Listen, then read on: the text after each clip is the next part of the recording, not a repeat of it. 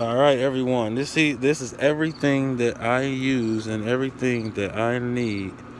This is everything that I use and everything that I need to detail the crap out of a car. Everything. We're gonna start with the plunger wrench for the goes in the drill with the extension.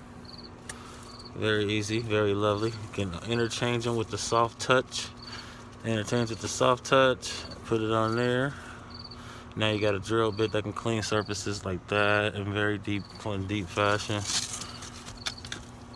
You can also flip it and put a scratch pad, put a deeper pad on for harder work, of course. Then you got your corner bit. I love the corner bit. That's for the little corners in between the areas you can't really get to. Even down in here, get all that kind of little stuff like that. That's what that's for. This texture like this is mostly for carpet. I like to use this one for carpet, and then I like to use this one for seats, vinyl seats, anything suede or anything like that. Then we have I like this one. This is a good one because I can use it like in between little things like that, or anything small, and it helps to get little spots that you can't get to with the corner. Also, this is my own special mix. I'll explain how we do that later in another video. And I love 303 protectant. That's what's going to make that look brand new.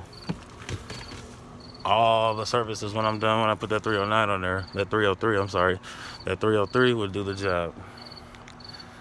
So that's what I need right there. Also, gotta have one of these.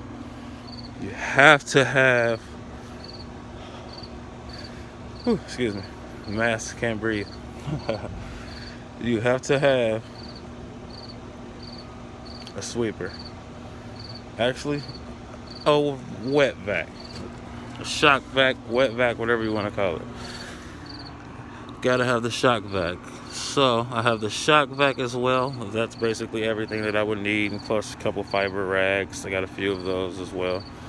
Now we're gonna get this thing started, and also